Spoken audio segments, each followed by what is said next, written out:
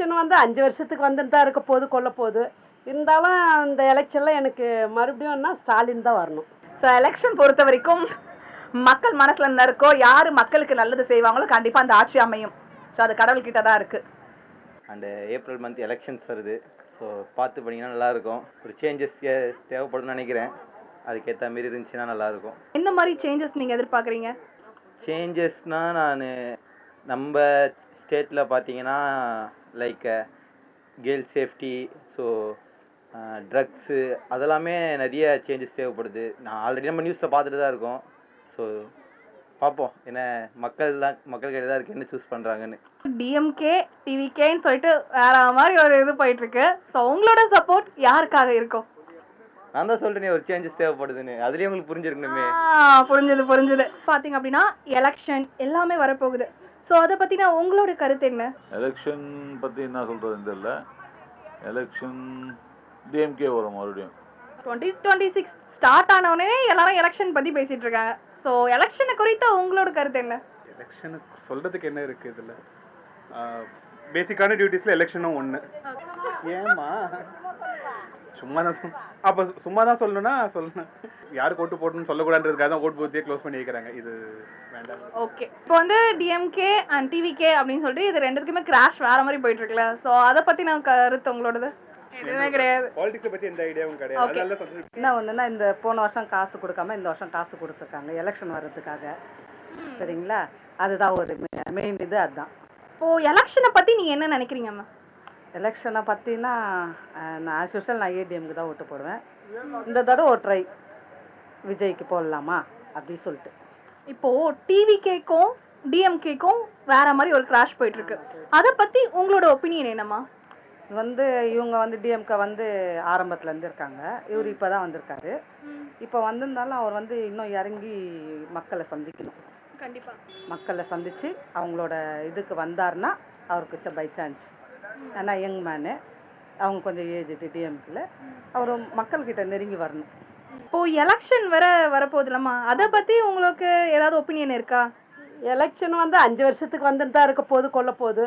இருந்தாலும் இந்த எலெக்ஷனில் எனக்கு மறுபடியும்னா ஸ்டாலின் தான் வரணும். வர்றா இப்போ வந்து டிவிகே அண்ட் டிஎம்கே இப்படின்ட்டு ஒன்று போயிட்டு இருக்குல்ல. ஒன்று அது என்னது, வீட்லேயே பிரச்சனை வருது, நாட்டிலையும் பிரச்சனை வருது. அப்போ ஆட்சிலையும் பிரச்சனை வராத போகுது. அதுக்கும் வரும் தான். வரட்டும், யார் வேணாலும் வரலாம். ஆட்சியில் வரதில் ஒன்றும் தப்பு கிடையாது. அவங்கவுங்க மனம் வரட்டும், வந்து இன்னும் இருக்கிற சுச்சுவேஷன்லாம் பார்க்கட்டும். பார்த்ததுக்கு பிறகு அதன் பிறகு ஒரு மாற்றம் வரணுன்றாங்களே. இந்த 5 வருஷம் அனுபவப்பட்டு பார்க்கட்டும். அதன் பிறகு ஆட்சி மாற்றத்தை பற்றி நாங்களே யோசிக்கிறோம். இப்போ எதனால வந்து உங்களுக்கு டிஎம்கே 50 வருஷமா ஆண்டுன்னு இருக்கு. எப்படின்னா அது எப்படின்னா வாரிசுன்றதை தவிர்த்து இன்னும் இருக்கிற அமைச்சருங்களா இருக்கவங்க அவங்களாம் வந்து இருக்கிறாங்க. அப்போ அனுபவம் உள்ளவங்க ஒருத்தவங்க மறுபடியும் வந்தால் இன்னும் நல்லா இருக்கும்னு நான் யோசிக்கிறேன். இவங்களுக்கு வந்து அனுபவம் கிடையாது, நடிச்சுட்டு வந்தாங்க. அது ஒன்றும் பிரச்சனை. இன்னும் இந்த அனுபவத்தை இந்த 5 வருஷத்துக்கு கற்றுக்கினா அதன் பிறகு ஆட்சி மாற்றத்தை பற்றி யோசிப்போம். ஜனநாயகன்றது ஒரு அரசியல் படமாக இருக்குமோ, வெளியே வந்துட்டா அதனால் எதனா கவர்மெண்ட்டில் எதனா பிரச்சனை வருமோ, மக்களுக்கு பிரச்சனை, இதனால் ஓட்டு செதஞ்சிடுமான்னு கூட ஒரு ஒப்பீனியன் இருக்கலாம். அதனால் கொஞ்சம் தடைப்பட்டு இருக்கலாம். நம்மளை சொல்லிடுவாங்களோ இல்லை எதிர்கட்சி சொல்கிறவங்களோ ஆளுங்கட்சி சொல்லிடுவாங்களோன்ற ஒரு பயம். ஆக மொத்தத்தில் ஜனநாயகன்றது மக்களுக்கு ஏற்றக்கூடிய படம் தான் அது. ஆனால் நினைக்கிறவங்க அந்த மாதிரி நினைக்கிறாங்க, கொஞ்சம் டிலே பண்ணுறாங்க, அவ்வளோதான். கொஸ்டின் கேட்கறது அது தப்பாக போய் முடியும்னு நான் நினைக்கிறேன். படம் ஜஸ்ட் பார்த்துட்டு ஒரு 3 ஹவர் பார்த்துட்டு போயினே இருக்கலாம். எந்த படத்தில் தான் அரசியல் இல்லாமல் இருக்குது? எலெக்ஷனை பற்றி உங்களோட பாயிண்ட் ஆஃப் வியூவில் டிவிகே டிஎம்கே அப்படின்ட்டு ஒரு கிராஷே போயிட்டுருக்கு.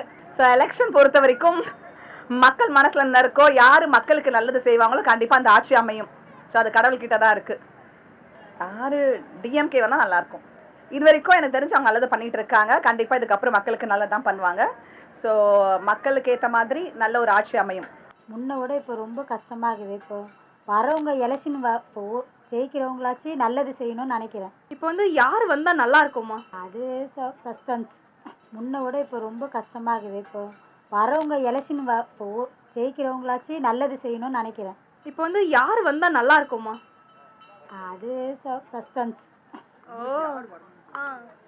எனக்கு யார் வரணும்னா நல்லது செய்கிறவங்க வரணும். யாராக இருந்தாலும் சரி, அவங்க கட்சியில் இருக்கிறவங்களா இருந்தாலும் புதுசாக வரவங்களா இருந்தாலும் முன்னாடி இத்தனை வருஷமாக இருந்தவங்களா இருந்தாலும் சரி, யாராக இருந்தாலும் ஜனங்களுக்கு நல்லது செய்கிறவங்க வந்தால் கொஞ்சம் நல்லாயிருக்கும். இந்த வருஷம் மாற்றத்தை எதிர்பார்க்குறீங்களா? நிச்சயமாக மாற்றம் எதிர்பார்க்குறேன்.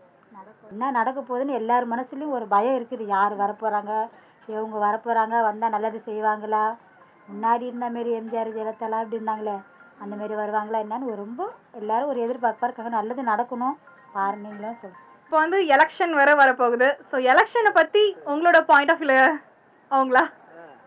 அது இப்போதைக்கு ஒன்றும் எல்லாருமே டஃப்பாக தான் இருக்குது. யார் எப்படின்னு ஒன்றுமே சொல்ல முடியாது. ஆனால் வந்து ரொம்ப டஃப்பாக இருக்குது இந்த இது. ஏன்னா புதுசாக எல்லாரும் வந்துட்டு இருக்கிறதுனால யார் யாருக்கு போடுவாங்க எப்படின்னு தெரியாது. ஜெயிச்சதுக்கு அப்புறம் தான் அதோட ரிசல்ட் நல்லா இருக்கும். கொஞ்சம் மக்கள் நல்லா யோசிச்சு ஓட்டு போட்டால் நல்லா இருக்கும். இப்போ உங்களுக்கு யார் வந்தா நல்லா இருக்கும் அப்படின்ட்டு?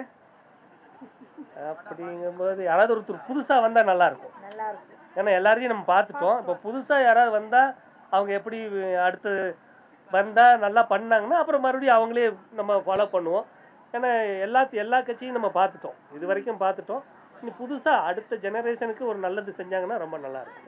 இந்த பதிலையும் நல்லா தெரியுது. இப்போ வந்து எலெக்ஷன் வேற வரப்போகுது. ஸோ எலெக்ஷனை பற்றி உங்களோட பாயிண்ட் ஆஃப் வியூல அவங்களா? அது இப்போதைக்கு ஒன்றும் எல்லாருமே டஃப்பாக தான் இருக்குது. யார் எப்படின்னு ஒன்றுமே சொல்ல முடியாது. ஆனால் வந்து ரொம்ப டஃப்பாக இருக்கும் இந்த இது. ஏன்னா புதுசாக எல்லாரும் வந்துட்டு இருக்கிறதுனால யார் யாருக்கு போடுவாங்க எப்படின்னு தெரியாது. ஜெயிச்சதுக்கு அப்புறம் தான் அதோட ரிசல்ட் நல்லா இருக்கும். கொஞ்சம் மக்கள் நல்லா யோசிச்சு ஓட்டு போட்டால் நல்லா இருக்கும். இப்போ உங்களுக்கு யார் வந்தா நல்லா இருக்கும் அப்படின்ட்டு? அப்படிங்கும்போது யாராவது ஒருத்தர் புதுசாக வந்தால் நல்லா இருக்கும். ஏன்னா எல்லாரையும் நம்ம பார்த்துட்டோம். இப்போ புதுசாக யாராவது வந்தால் அவங்க எப்படி அடுத்து வந்தால் நல்லா பண்ணாங்கன்னா அப்புறம் மறுபடியும் அவங்களே நம்ம ஃபாலோ பண்ணுவோம். ஏன்னா எல்லா கட்சியும் நம்ம பார்த்துட்டோம், இது வரைக்கும் பார்த்துட்டோம். இனி புதுசாக அடுத்த ஜெனரேஷனுக்கு ஒரு நல்லது செஞ்சாங்கன்னா ரொம்ப நல்லா இருக்கும். இந்த பதிலையும் நல்லா தெரியுது.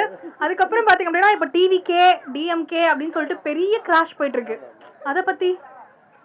அது வந்து அரசியலும் போது அது இருக்கத்தான் செய்யும், அதை வந்து தவிர்க்க முடியாது. ஏன்னா ஒருத்தவங்க புதுசாக உள்ளே வர்றாங்கன்னா அவங்கள வந்து எப்படி தான் டாமினேட் பண்ணலான்ட்டு பழைய ஆளுங்க நினைப்பாங்க. ஆனால் இப்போ அப்படி கிடையாது. எல்லாருமே புது ஜெனரேஷன் என்ன நினைக்கிறாங்கன்னா புதுசாக ஒருத்தரை வந்து நம்ம கொண்டு வரலாமே அப்படிங்கிற ஒரு வியூ ஆஃப் பாயிண்ட்ல இருக்கிறோம். அதனால் நல்லதாக நடக்கும் நினைக்கிறோம், பார்ப்போம். ஆட்சி மாற்றம் நடக்கும்னு நீங்க யோசிக்கிறீங்களா? ஒரு ஆட்சி மாற்றம் வந்தால் தான் நல்லா இருக்கும். எதிர்பார்க்கிறோம். ஆமாம், இன்னும் என்னென்னா அடுத்த ஜெனரேஷனுக்கு வந்து ஒரு நல்ல ஒரு வாய்ப்பு கொடுக்கலாம். புதுசாக ஒருத்தருக்கு கொடுத்தா தான் நல்லா இருக்கும். எல்லாத்தையும் நம்ம பார்த்துட்டோம். ஒவ்வொரு எம்ஜிஆர்லேருந்து நம்ம முன்னாடி இருந்து எல்லாம் பார்த்துட்டோம். இனி வந்து ஒரு வளர்ற ஜெனரேஷன் புதுசாக இருக்கட்டும். இப்போ அரசியலாவே போயிட்டு இருக்கு. கொஞ்சம் அதை விட்டு வெளியே வந்து கொஞ்சம் மக்களுக்கு சேவை பண்ற அரசியலா இருந்தால் நல்லா இருக்கும்.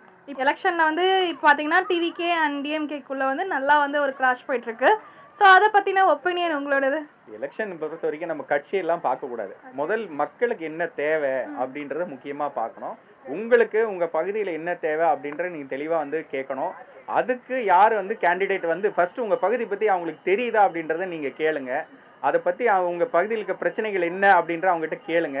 அதுக்கான என்ன விடிவு இருக்குது, என்ன மாதிரி தீர்வுகள் காணப்படும் அப்படின்ற யார் சொல்கிறாங்களோ அவங்க பக்கம் நீங்கள் நிற்கணும். இது எதுவுமே தெரியாமல் களத்து தெரியாமல் 2 கட்சி 2 ஐடென்டிட்டின்னு நீங்கள் போகிறது இனிமேல் இருக்கக்கூடாது.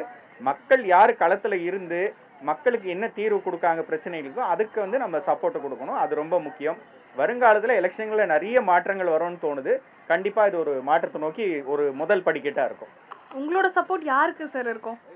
அப்படிலாம் ஓட்டுல போட்டால் தான் தெரியும், ஓட்டு போட சொல்ல தான் தெரியும். எப்பவுமே நாங்கள் வளர்ச்சி நோக்கி தான் இருப்போம். எப்பவுமே எங்கள் பகுதி பார்த்தீங்கன்னா சிட்லப்பாக்கம் பகுதியிலேருந்து வந்திருக்கோம். நாங்கள் எப்பவுமே பார்த்தீங்கன்னா எல்லா கேண்டிடேட் கிட்டையும் அவங்களுடைய மேனிஃபெஸ்டோ கேட்டு வாங்குவோம். சிட்லப்பாக்கம் பகுதிக்குன்னு எதாவது நீங்கள் செய்வீங்களா அப்படின்னு குறிப்பாக கேட்போம். அப்போ தான் அந்த பகுதி உத்தரவாதம் வாங்கிக்கிறோம். அதில் யார் செய்வாங்கன்னு உத்தரவாதம் கொடுக்குறாங்களோ அவங்களுக்கு தான் எங்களுடைய வாக்கு இருக்கும்.